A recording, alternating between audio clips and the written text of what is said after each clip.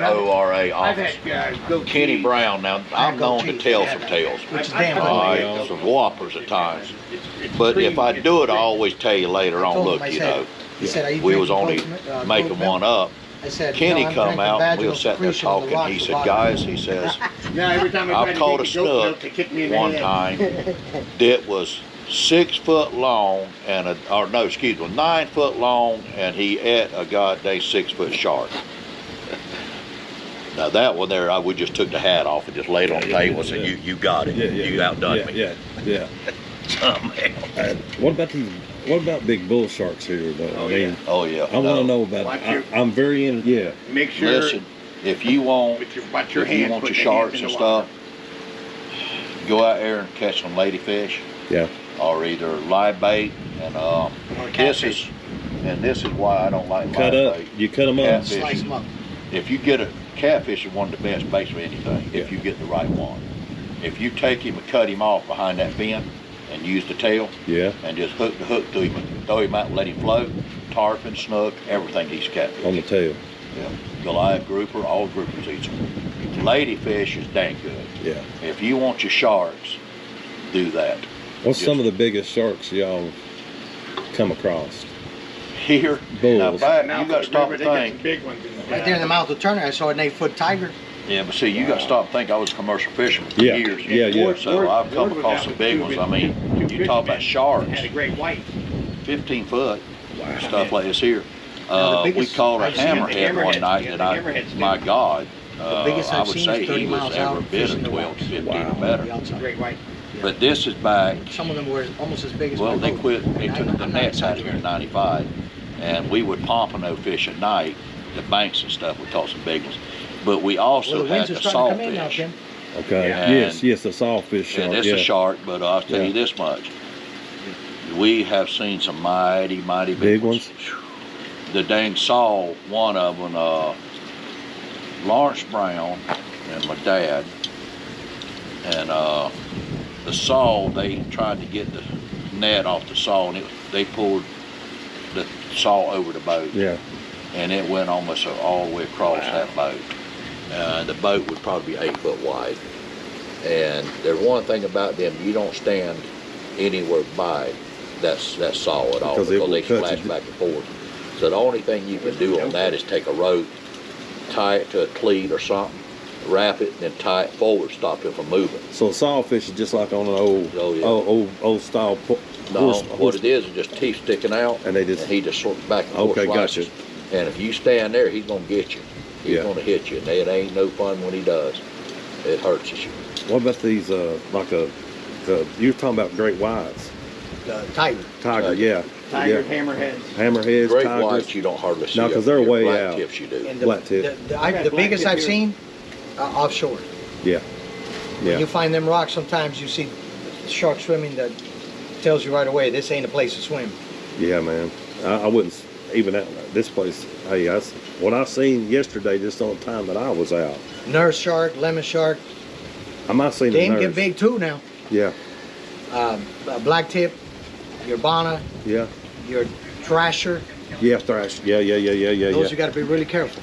Now, there was a feed on YouTube at one time where the guy got his where the bull shark. I think that was doctored. That's what I was wondering. Yeah. The one that's got his finger bit. No, the one where the shark pulled him overboard. Yeah. That's why. So you can tell that was because whenever, if you watch him, you watch his feet, he jumped over. I've seen that. I agree. You know, I've seen that. I told somebody when I first seen it, I just went to laugh and I said, buddy, that was done publicity stuff. Yeah. My brother and his son, Sean, went out fishing, and Sean had brought a fish in down at my dad's, the 19-foot Mako my little brother used my dad's old boat, and he had his hands in the water releasing a fish, and a bull came up. Oh yeah. They're out there, man. Yeah, they're out there. But see, that's like anything else. You start putting the bait in the water, live bait and stuff. How many, fishing the way we fish, how many sharks do you see come to the boat chasing your fish?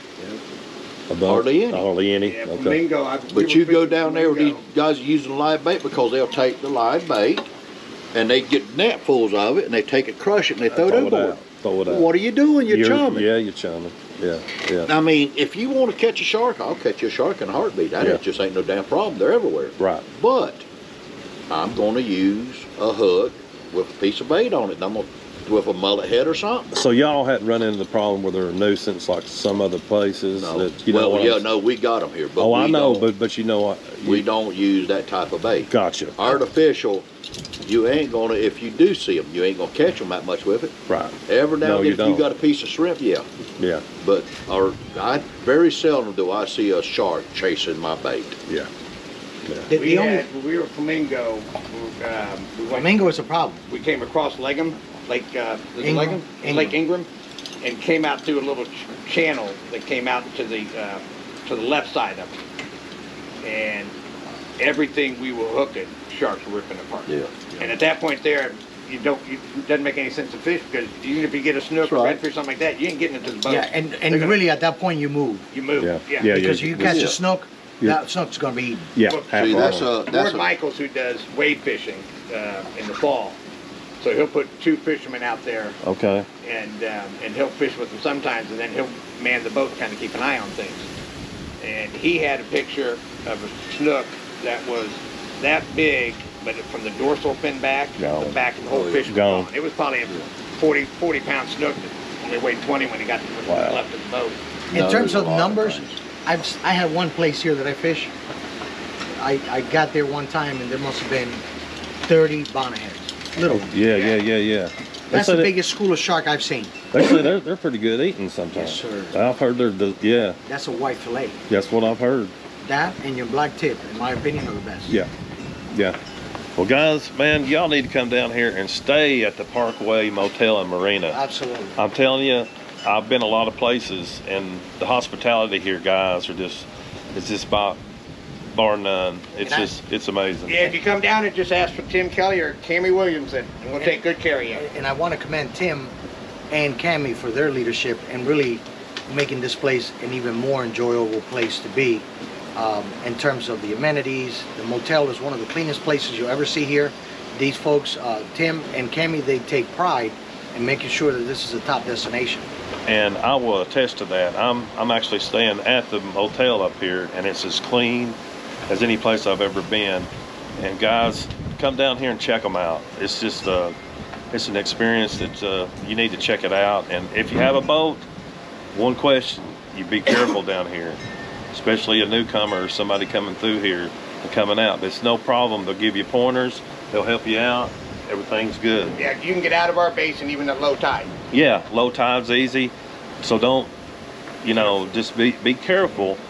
But it's nothing that a newcomer like me can handle. So guys, peace and love.